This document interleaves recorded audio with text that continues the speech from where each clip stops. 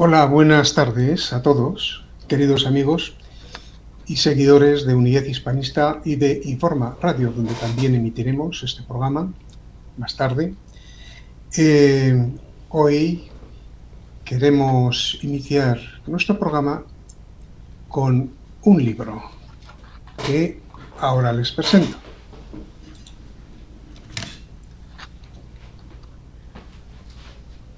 La Revolución Rusa. Esto no estaba en mi libro de la Revolución Rusa, Javier Barricoa. Bien, estamos en un momento que es imprescindible para reflexionar sobre la situación que tenemos en España, con un proceso que yo casi calificaría de revolucionario, porque desde la Moncloa se plantea un choque interinstitucional rompiendo el equilibrio de poderes y plantean abiertamente que van a un cambio de modelo constitucional. Estamos en un proceso constituyente, dijo un ministro hace un par de años. Y no lo dijo por decir, lo estamos viendo en vivo y en directo.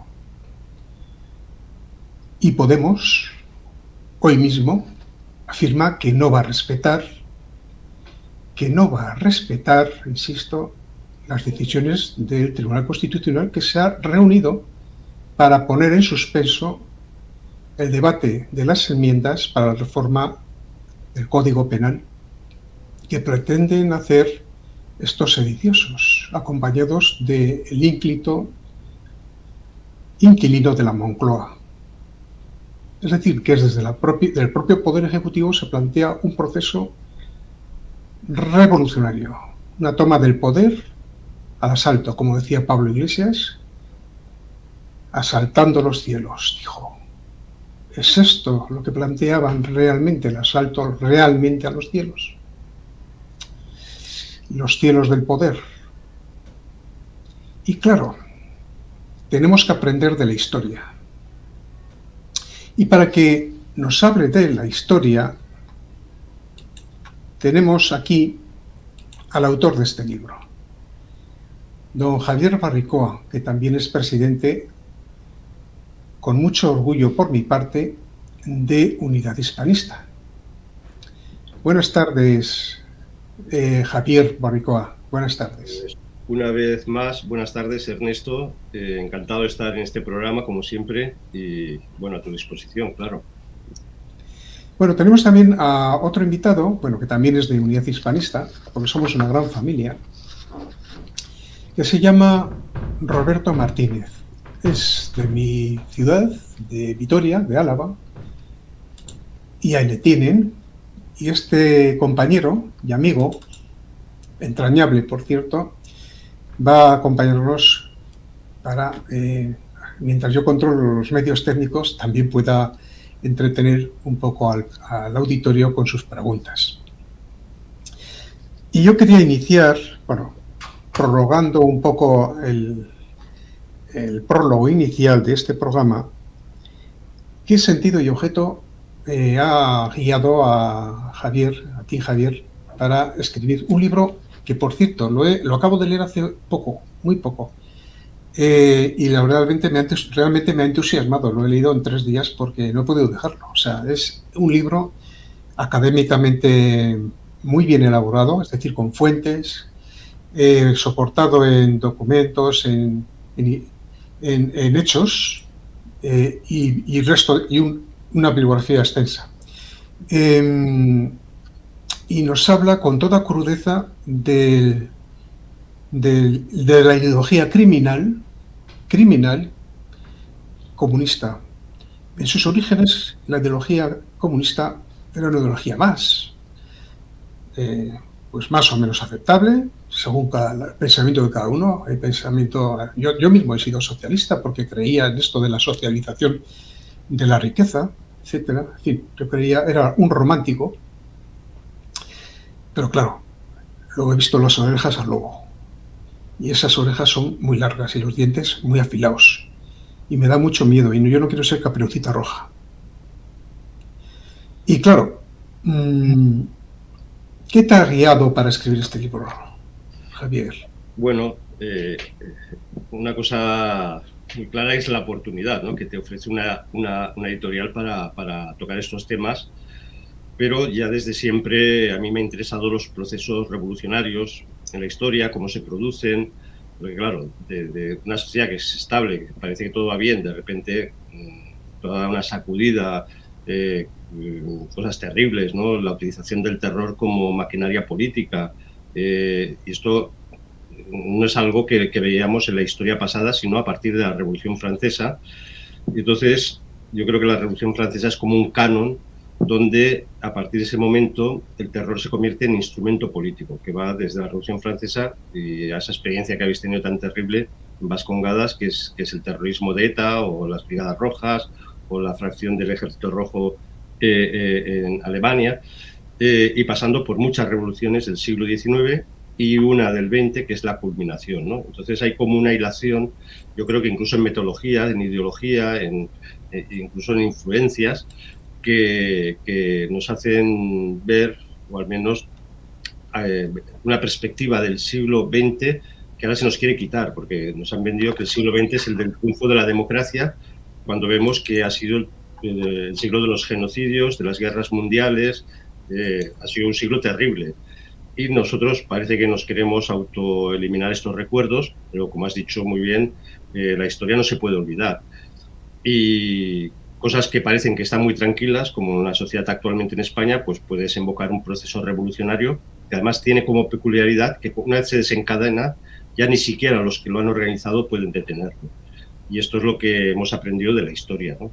Entonces, también cuando vino la Segunda República, había muchos de derechas que, bueno, que creían que la República era un sistema inocuo, que se podía estar bien, y bueno, se demostró claramente que la República era al servicio de una ideología comunista que ya estaba preparando un proceso revolucionario muy duro, que se interrumpe con la guerra civil, pero en las zonas republicanas vemos pues los mismos mecanismos de depuración, de odio, de implementación de sistemas contra la naturaleza que llevaron a una desgracia tremenda.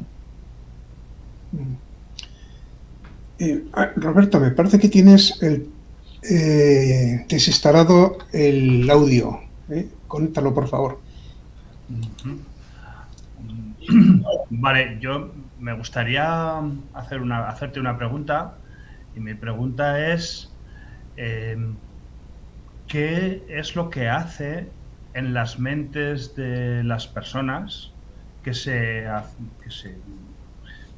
adscriben a este pensamiento comunista para que cometan semejantes crímenes, para que en realidad para que se vuelvan malas? Porque además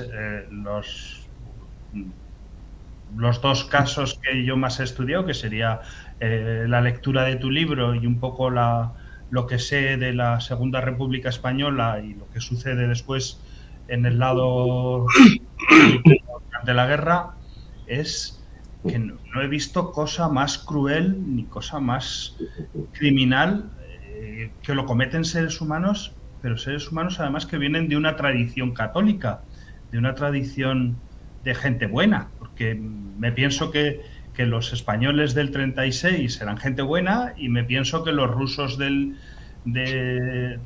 principios del siglo XX también eran gente buena, pero precisamente vienen de un cristianismo ortodoxo. ¿Qué pasa en las mentes de estas personas para volverse tan crueles y tan criminales, tan malas personas?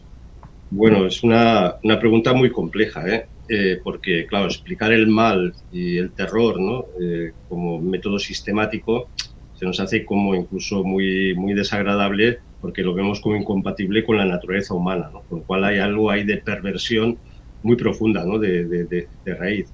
Yo creo que una de las perspectivas que tenemos que tener para entender este proceso de degradación humana es que precisamente, por un lado, el comunismo se convierte en una religión, ¿no? En el fondo es una religión que quiere sustituir a otras religiones, por eso aparece en lugares tan profundamente creyentes como pudieron ser España, México, Rusia.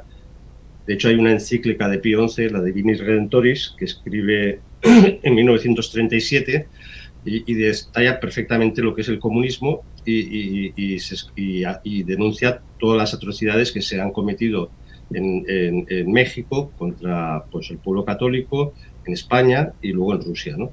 Entonces, bueno, como es una religión, toda religión, sobre todo si no se apoya en una realidad, y esto no lo hace el comunismo, se convierte por definición en algo fanático, ¿no? Entonces se aspira a una utopía que es irrealizable y como no se puede realizar porque es imposible, porque va contra la naturaleza humana, entonces hay que destruir la naturaleza y la naturaleza humana y la naturaleza social.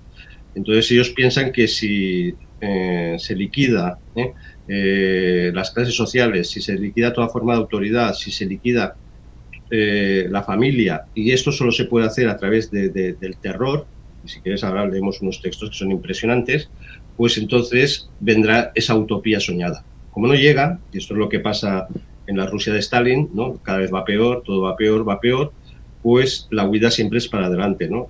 Pues hay que todavía más, ¿eh?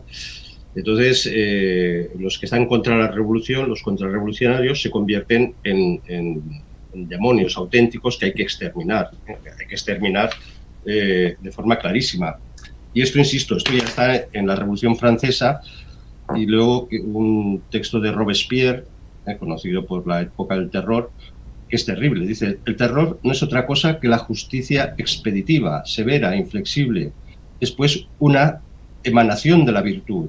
El terror es una emanación de la virtud. O sea, imagínate, es mucho menos un principio contingente. O sea, quiere decir, no es accidental, es algo esencial para la revolución. Y es el principio general de la democracia aplicada a las necesidades más urgentes de la patria. Eso es tremendo, ¿no? Como decir, no, el terror es la virtud democrática o la virtud republicana, la virtud revolucionaria, y solo a través del terror conseguiremos esa fraternidad.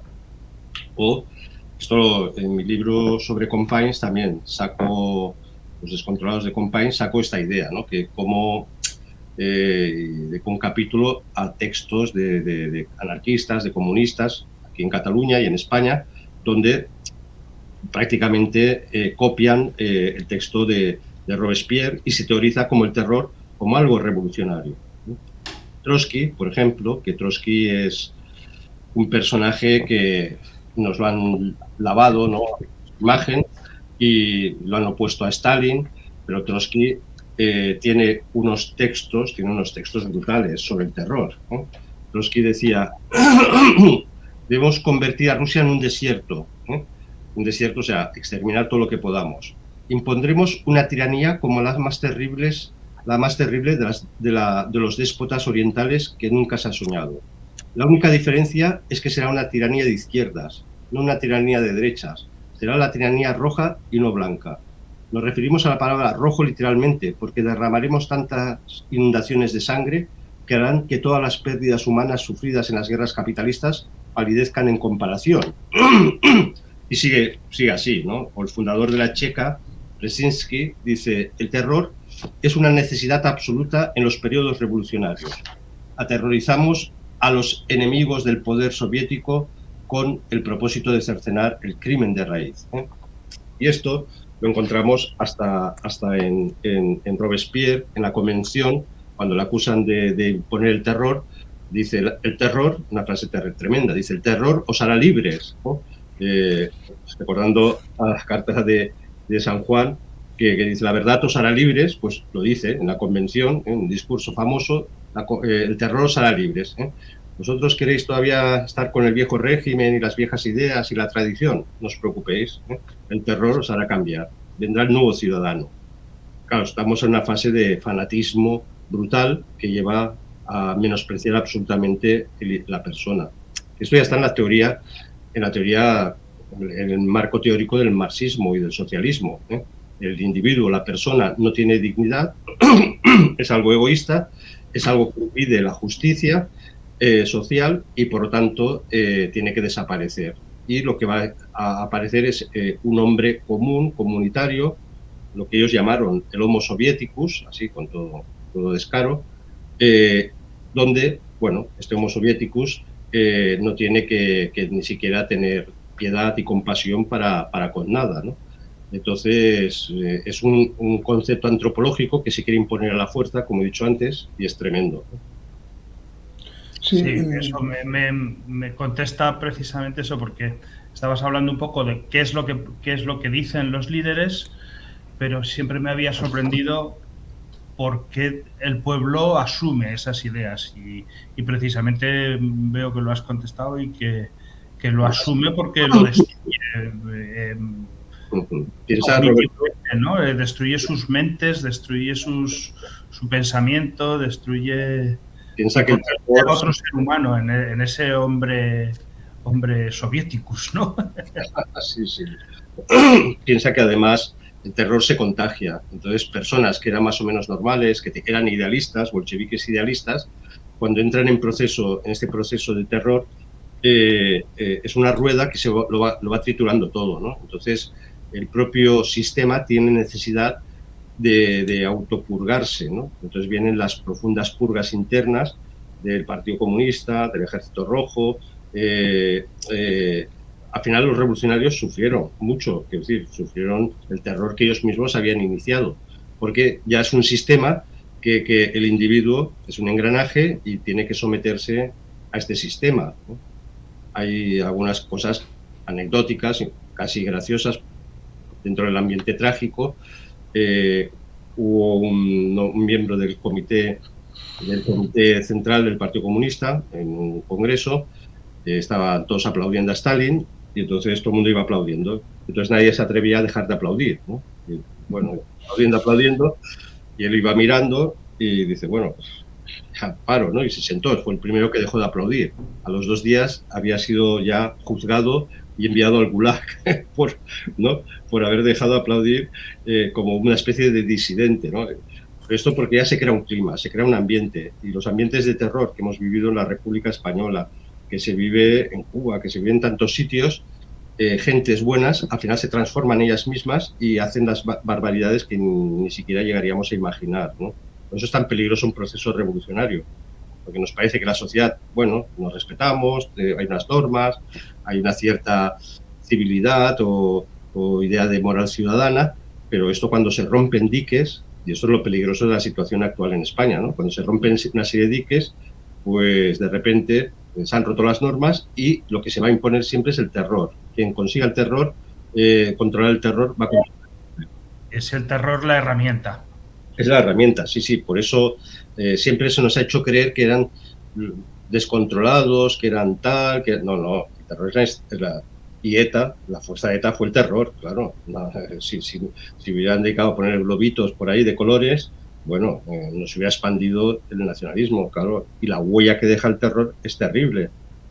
Lo vemos ahora, décadas después, con ETA, pero es que en la Revolución Francesa fue tan terrible que se comete el primer genocidio moderno, como genocidio, porque es la primera vez desde la Convención que se decreta que toda una población, que es la Vendée, tiene que ser exterminada. Se exterminaron 300.000 personas de una población que podía ser un poco más de medio millón de personas.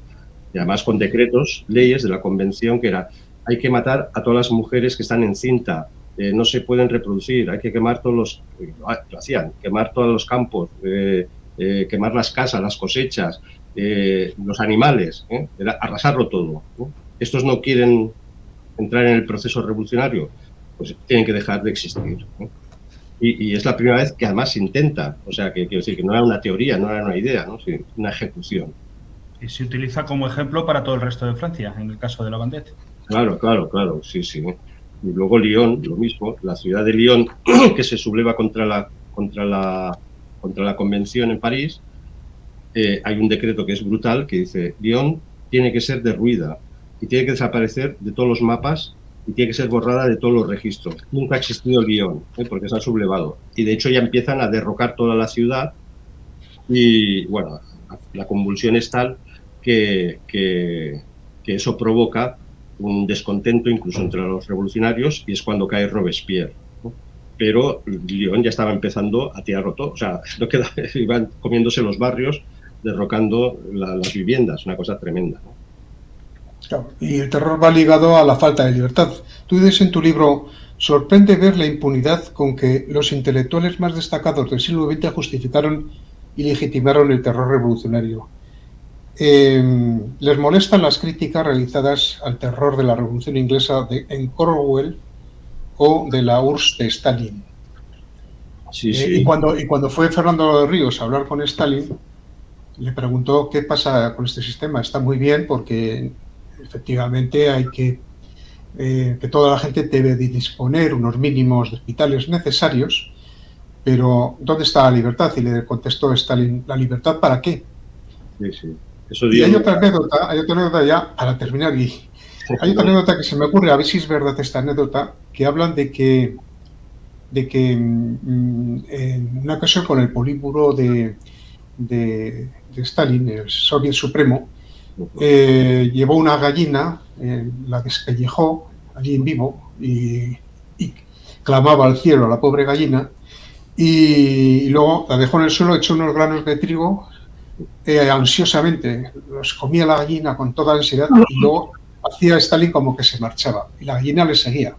Volvió Stalin a hablar con el Politburó y les dijo, mirad, esto que habéis visto es lo que hay que hacer con el pueblo, someterla a estados de necesidad, y cuando tengan necesidad os seguirán por mucho que les maltratéis. Esta anécdota es verdad, se quedan todos patidifusos, ¿no? Hay otra que es más incluso tétrica. El Stalin, por miedo y tal, ya últimamente en su vida pues vivía en casas, en dashas, en casas, digamos, rurales, y ahí pues invitaba al Politburó y ahí pasaba pues un fin de semana, se hablaba de política y tal. Entonces cuentan una anécdota que es que está todo el Politburó a la hora de la cena, les sacan una sopa, todos toman la sopa, y Stalin les dice, os tengo que comunicar una cosa. Y todos se miran y dice, la sopa está envenenada. Y entonces todos se quedan pálidos y dicen, no, es broma, perdón. Con lo cual, a partir de ese momento ya nadie le atrevió a toser a Stalin, ¿no? Claro, una bromita de esta significa que detrás hay todo un personaje.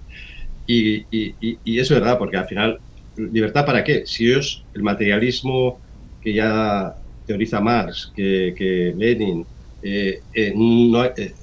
o sea, el marxismo es un materialismo, y como materialismo aceptan que no hay libertad individual, ni puede haber asomo de libertad individual. De hecho, el hombre, tal como lo conocemos, para ellos era una cosa eliminar, ¿no? Era un genocidio conceptual, porque tenía que llegar ese Homo Soviéticus que decíamos.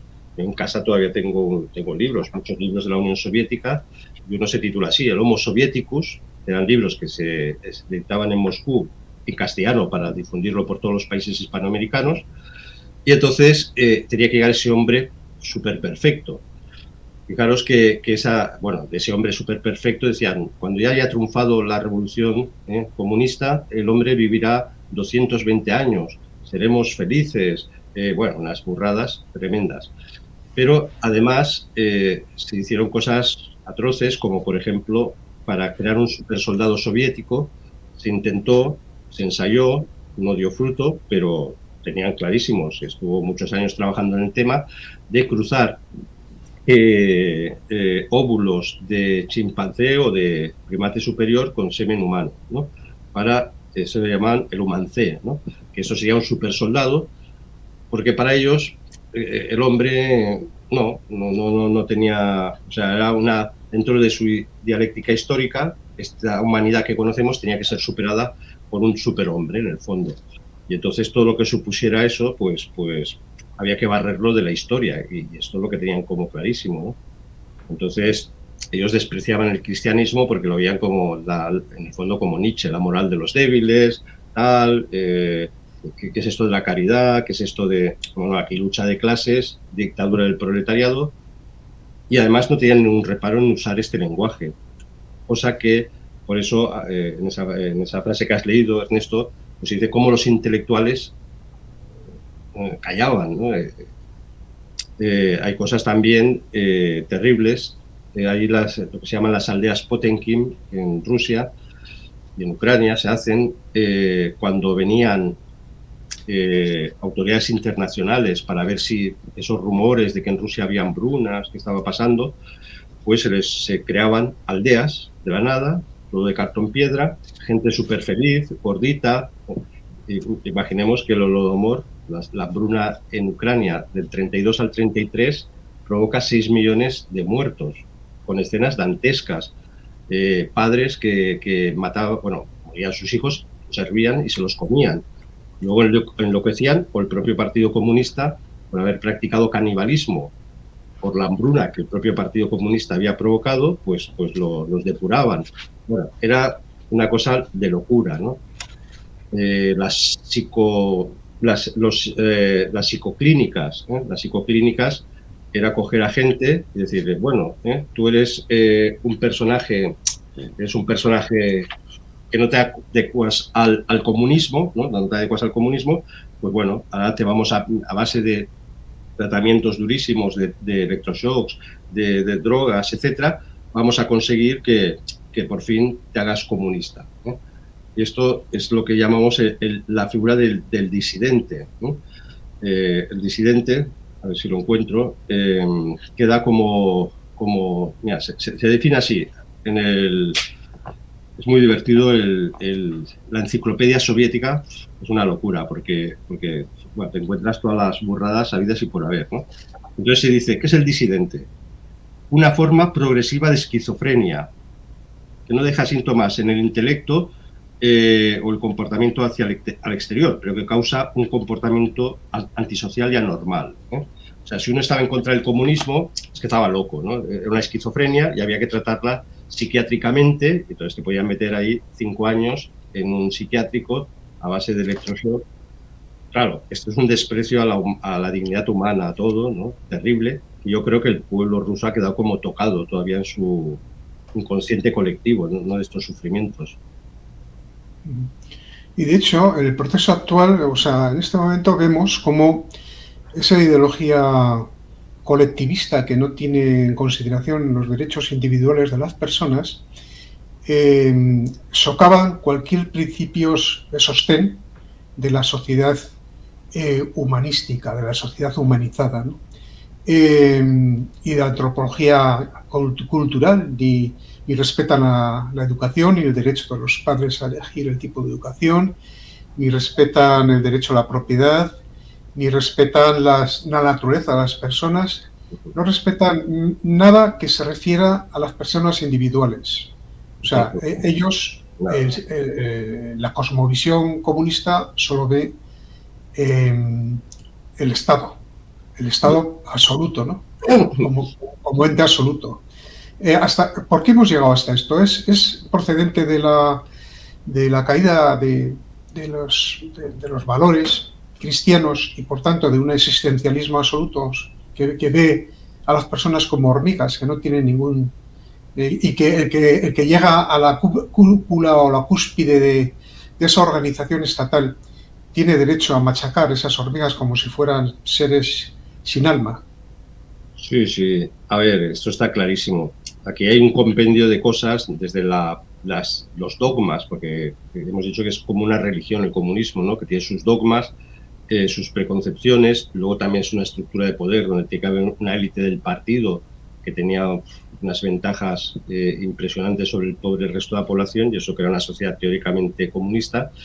Pues al final todo eso se consigue destruyendo esa antropología de base de una civilización cristiana donde todo tiene que ser regularizado, porque el principio filosófico del marxismo es que hay una injusticia innata, ¿no? Y a partir de ahí se tiene que eliminar esta injusticia para llegar a una sociedad perfecta, con lo cual tenemos que eliminar todos, con el terror, todo tipo de obstáculos que nos lleven a esa sociedad justa. Y el camino tiene que ser una dictadura del proletariado, porque ellos dicen que se ha sufrido ya la dictadura de la burguesía, pues ahora toca la dictadura del proletariado, y mientras que no llegue la sociedad perfecta, donde no habrá ni autoridad, todo el mundo será feliz y todo lo que queráis, a partir de ahí, en la dictadura del proletariado se tiene que purgar todo, ¿no? Y entonces, y se tiene que controlar todo, es un estatismo, ¿no? Y al final, la Revolución Rusa, sobre todo, y también en la francesa, hay muchas revoluciones. Por ejemplo, se hace un cántico romántico a la libertad, por ejemplo, en 1917, revolución bolchevique en Moscú, pues se hace una aclamación a la homosexualidad. Los poetas homosexuales muy conocidos en Rusia pues se convierten en símbolos del partido bolchevique. Se practica el nudismo, hay fotos en 1917 en Moscú, la gente practicando el nudismo, y de aquí de repente toda esta libertad queda como un vuelco, queda retenida, y de repente el Estado, primero, depura a los homosexuales, pero la depuración es salvaje. Los grandes poetas rusos de la época, que muchos eran homosexuales, todos mueren, van a los gulags y quedan exterminados. Evidentemente se acaba el nudismo. Y se hacen unos decálogos, una educación sexual, que nos quedaríamos espantados porque parece una moral presbiteriana, puritana, de lo más terrible. En el libro coge un decálogo del Partido Comunista sobre cómo tiene que ser la sexualidad y establece a qué edades pueden ser. En China era terrible, peor aún. En China, a los 21 años, toda mujer tiene que estar casada sí o sí. Y entonces los comités de las fábricas establecían quién se tenía que casar, qué obrero con qué obrera. No se daba ninguna libertad o ningún espacio al amor o al sentimiento, al afecto. Y en este decálogo se llega a decir el acto sexual no puede ser muy a menudo, ¿no? Porque, claro, si practicas mucho el sexo, pues a lo mejor empiezas a despertar la conciencia individual y del placer individual, entonces esto hay que eliminarlo. O sea, de un moralismo, hoy ríete hoy sería para sacárselo a estos podemitas, ¿no? Que nos vienen aquí hablando de la liberación, que estos serían igual, si tuvieran el poder, aquí te prometen 1000 libertades y luego nos cortarían todo, o sea, todo lo encasillaría, la sexualidad, y ya lo están haciendo. Fíjate la ley Belarra de los perros que te dice, no, los perros no se pueden reproducir por sí mismos, tiene que tener un permiso del Estado para que el perro se pueda reproducir. Cuando te dicen esto del perro, o la mascota, te están diciendo que el siguiente paso serás tú. Tú te reproducirás si el Estado te da permiso. Esto sería así si estos llegan, vamos, no me cabe la más mínima duda, ¿no? Entonces, yo tengo muy claro que estos procesos revolucionarios es para destruir una civilización, destruir la propia humanidad, y con un proyecto alternativo que es absolutamente inalcanzable. Por eso toda revolución acaba en una tragedia económica también, porque es que es lo lógico, no hay solución. Inicialmente dices tú en tu libro que fueron judíos los que pusieron en marcha el sistema, Sí, o cuando menos había una financiación externa para poner en marcha el sistema, dicen algunos, no sé. Sí. No sé si está muy estudiado, sí. Hemos de pensar que, y esto es una de las paradojas que propongo en el libro, también la recoge, por cierto, Pío XI en esta encíclica que he dicho, porque él siempre insiste que los males del liberalismo capitalista desenfrenado son los que llevan a situaciones revolucionarias porque degradan al obrero, los trabajadores, ¿no? Pero en la Revolución Rusa, que acontece en 1917, encontramos que en 1916 hay congresos de marxistas rusos en Estados Unidos que están en conexión con la banca norteamericana. El personaje más clave aquí es Jacob Schiff, muy famoso en los entornos, y estaba conectado evidentemente con los Rothschild, con los Rockefeller, era muy amigo de Trotsky, y a Trotsky le coge precisamente la revolución bolchevique, no le coge en Rusia, le coge en Estados Unidos. Y toda esta banca es la que financia a los bolcheviques. Hemos de pensar que los bolcheviques, y esto, vamos, está muy documentado, hay muchas obras que tratan de esto, la mayoría de militantes, digamos, importantes en el partido bolchevique, todos eran de ascendencia judía, ¿no? Todos. Y los pocos que no habían, como Lenin, luego se dedicará a purgar los judíos. Pero al principio, los bolcheviques claramente se identificaban con judíos, no necesariamente creyentes, más bien lo contrario, pero que estaban muy en contacto con la banca americana. Yo creo que ahí lo que se estaba produciendo era como dos revoluciones. Una la del capitalismo globalista de los Rothschild y otra el ensayo comunista llevado por los bolcheviques. Y entonces, para que veáis cómo funcionaban las cosas, en 1905, antes de la revolución del 17, ya hay un intento bolchevique de una revolución que fracasa, todavía la cosa no está madura, pero esto es posible porque la banca judía en América, en Estados Unidos, financia a Japón para que le haga una guerra a los zares, a la rusa de los zares. Y esa guerra, la guerra ruso-japonesa, la ganan los japoneses porque meten tanto dinero que son capaces de crear una armada supermoderna, una potencia. Cortan a Rusia todos los préstamos y, por tanto, se desequilibra a favor de Japón. Esto volverá a pasar en 1917 porque los bolcheviques son totalmente financiados. En Suiza está Lenin, que Lenin también le coge la revolución, porque hemos de pensar que la revolución la inicia Kerensky en febrero del 17. Y los bolcheviques no se suman hasta octubre. Y entonces Lenin está en Suiza y misteriosamente, esto es el famoso viaje de Lenin, en un tren blindado cruza Alemania. Pensemos que Rusia estaba en guerra con Alemania y los alemanes hacen ver que no pasa nada y cargado de oro para financiar la revolución. Claro, a los alemanes les interesaba que evidentemente Lenin hiciera una revolución en Rusia porque eso desestabilizaba el frente ruso, ¿no? Pero luego encontraremos lo mismo en la Segunda Guerra Mundial, como la banca judía y todos los grandes poderes económicos americanos capitalistas financian a Stalin para desarrollar la guerra, ¿no? Si no, Stalin no hubiera ganado la guerra, vamos, ni loco. Pero hay esas connivencias que son tremendas, ¿no? Es verdad que luego Stalin desconfía de los judíos, eliminará al propio Trotsky, que era judío, y entonces se inicia un proceso que ahora también se lo callan, ¿no? Porque hubo una especie de provincia, Virodain, que es en Uzbekistán, que está tocando como Mongolia, donde Stalin dice, bueno, cogemos a todos los judíos y los vamos a entregar una gran república soviética para que por fin puedan estar ahí su Estado de Israel. En el fondo era una forma de deportación. Entonces Stalin empieza a depurar judíos uno detrás de otro. Está la depuración, por ejemplo, de las batas blancas, que se llama, que muchos judíos de prestigio eran médicos muy prestigiosos, y pues Lenin piensa que confabulan contra él y los depura. Es una depuración brutal, que de hecho cuando Lenin tiene una especie de ictus, bueno, se discute de que muere, pero pasa 2 días absolutamente tirado en el suelo, en su estancia, reclaman médicos de calidad y no los encuentra porque el propio Stalin los había depurado, ¿no?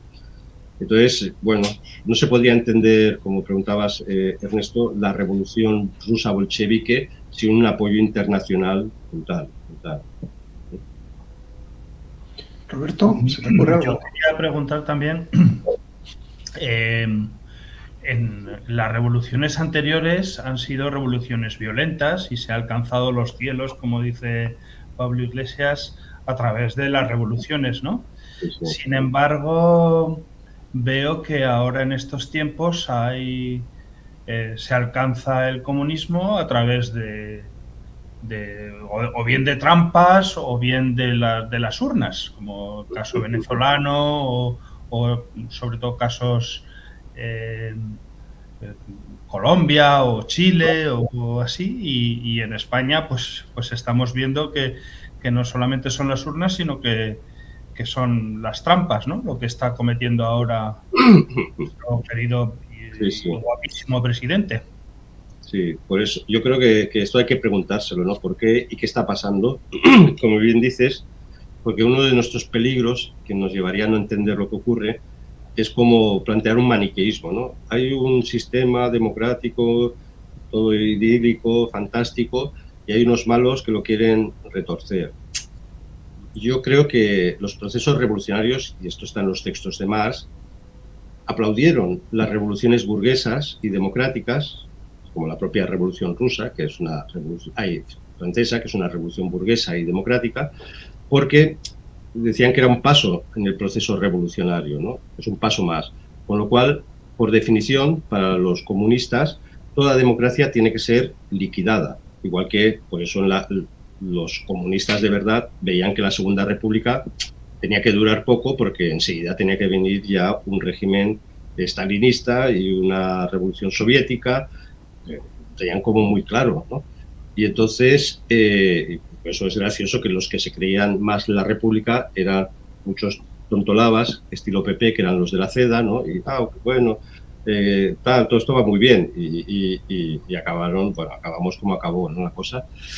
Entonces, yo creo que es muy importante tener esta percepción, que el sistema constitucional, los sistemas constitucionales, lo vimos en Venezuela y lo hemos visto el intento en Perú y en tantos otros países, son mucho más débiles estos sistemas constitucionales de lo que nos imaginamos, ¿no? O sea, se ha aguantado, yo creo, la transición y el sistema constitucional porque ha habido un consenso, porque hubo un PSOE que dijo, bueno, ahora nos interesa aquí instalarnos todos, vive el cuento, el PP, todo este drama del Tribunal Constitucional.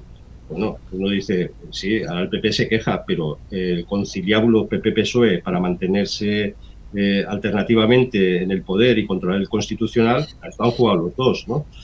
Entonces, cuando se rompen estos consensos es cuando se provocan los procesos revolucionarios, porque entonces la estructura no es capaz de digerir un puro voluntarismo estilo Pedro Sánchez, que dice, sí o sí, yo quiero que se elimine la malversación, sí o sí, yo quiero que se controle el constitucional, sí o sí, y entonces se encalla el mecanismo, y claro, si te aparecen los podemitas y dicen que no van a respetar, pues aquí entramos en un proceso ya de conflictividad.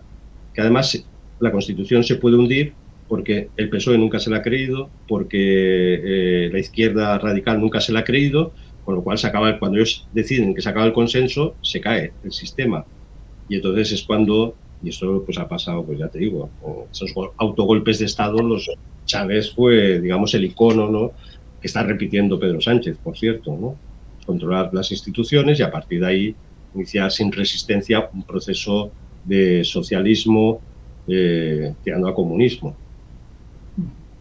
En este momento parece ser que los prerequisitos básicos para que la gente acepte este tipo de procesos son dos. Uno, el gramsciano, la modificación cognitiva, la ignorancia sobre la historia, porque esto es el caldo de cultivo. La ignorancia de la historia provoca la repetición de la historia. Eso es ineluctable, no hay cuestionamiento alguno sobre eso, porque es que desgraciadamente lo estamos viendo a lo largo de la historia.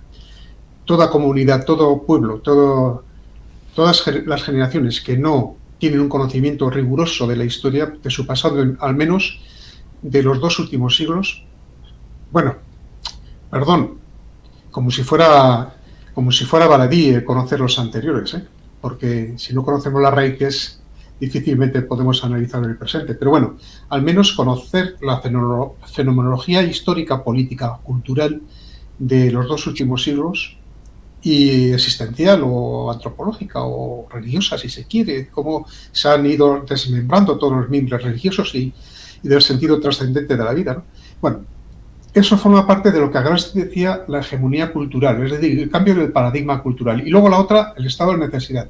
¿Hasta qué punto ese estado de necesidad es provocado? Creando crisis económicas, creando una inflación sin límite, creando una deuda pública que lastra el crecimiento y que impide el desarrollo. ¿Hasta qué punto eso es provocado con este objeto? Es la pregunta que yo me hago. Sí, sí. Yo tengo el convencimiento que todo es provocado porque, o sea, la hegemonía cultural que planteaba Gramsci, esto ya se está produciendo, ya está, ¿no? O sea, quiero decir, la verdad es que navegamos o nadamos en un mar de ideas que van contra nuestros deseos, nuestra naturaleza, todo está torcido, invertido. Esto ya está, ellos tienen el control del pensamiento, ¿no? Y luego, evidentemente, las revoluciones se van cultivando, se va macerando, pero cuando revienta el grano es cuando viene necesidad, cuando viene hambruna, ¿no? Y la hambruna, en estos momentos estamos a un paso, porque ya hemos visto como una guerra nos deja desasistidos de energía. Bueno, ahora las farmacéuticas se encuentran con gravísimos problemas para recibir muchos medicamentos, porque los principios activos nos vienen de países, pero ahora todo el comercio está como muy detenido. Una quiebra económica llevaría a un proceso revolucionario, porque la gente no se levantaría contra los que han provocado esta hambruna, no, se levantaría contra lo poco de normal que queda en la sociedad, pensando que son los que han causado esos males, ¿no? Y esa es la estrategia también del sistema de comunicación revolucionario, que controla pues los medios de comunicación, las directrices, lo que se tiene que pensar en geopolítica, en política interna. Y esto es tremendo, ¿eh? Porque cuando la gente pasa hambre es terrible. Yo solo te doy un dato. Yo hace unos años, bueno, su libro ya era de juventud, vamos, o sea, que hace más de 15 o a principios del 2000, escribí un libro que era El trabajador inútil, que era una reflexión sobre el trabajo, sobre el sentido revolucionario del proletariado, sobre cómo poder reconstruir un sentido digno del trabajador, bueno, una reflexión. Pero acababa con un dato, que la falsificación de la realidad económica se hace porque no estamos endeudados. Y yo daba el dato de que en ese momento, en el año 2000, 2003, cuando sale el libro, el mundo se debía a sí mismo casi un 150 del PIB. O sea, esa era la deuda mundial.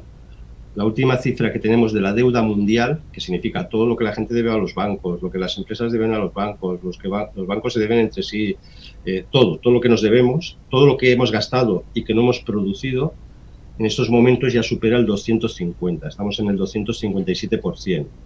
Esto significa que nos han lanzado a un tipo de vida, a un tipo de economía, a un tipo de situación que no es sostenible, no es real.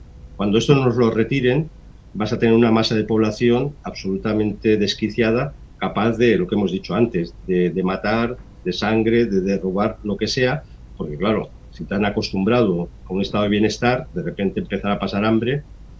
Por eso las revoluciones, curiosamente, no se producen cuando hay mucha miseria estructural. Se producen cuando hay una sociedad que funciona bien, que es lo que pasaba en la Revolución Francesa en Francia, y de repente se utiliza una pequeña crisis económica para generar ese descontento, y a partir de ahí todo el proceso se pone en marcha, ¿no? Y esto yo creo que hay gente que decía, no, bueno, en Europa es imposible que haya revueltas. No, Europa está preparada para el peor de los populismos salvajes, porque lo estamos viendo, ¿no? Que ante la desesperación te puede aparecer cualquiera que te prometa cualquier cosa y la gente se acaba de seguirlo hasta donde les digan. Y además el método es muy fácil. Creas un enemigo. Estos son lo típico, ¿no? La palabra tan desgastada. Los fachas son los culpables de todo. Pues las masas contra ese estereotipo, que son los que les pueden molestar, porque son o somos los que no estamos dispuestos a acatar esta ingeniería social tan tremenda que están haciendo. Efectivamente. Otra pregunta que tengo yo es, en estos momentos veo que casi todos los periodistas, intelectuales, escritores y tal están adscritos a este pensamiento, no sé si puedo decir comunista, pero sí de izquierdas o socialismo y tal y cual. Es como si ignoraran todos los males que ha causado el comunismo en la Tierra, o como si estuvieran pagados por quien tiene que pagarles. No sé cuál es más bien el caso, ¿no? De cuáles son estos directores ideológicos. Bueno, tanto periodistas, escritores, incluso maestros, ¿no? En la educación. Hay dos. ¿Está casi todo el mundo adscrito a este pensamiento izquierdoso? Hay dos niveles. El tonto útil, que hace el seguidismo, piensa que los periodistas normales, los que saben de facultad, cobran poquísimos. Son gente, y ya está pensado así, son profesiones muy precarias, porque si tu profesión es muy precaria, dirás lo que diga el jefe. O sea, no se te ocurrirá pensar ni tener pensamiento, porque como te echen de un medio de comunicación no vas a volver a trabajar, ¿no? Luego están los que están arriba y mandan.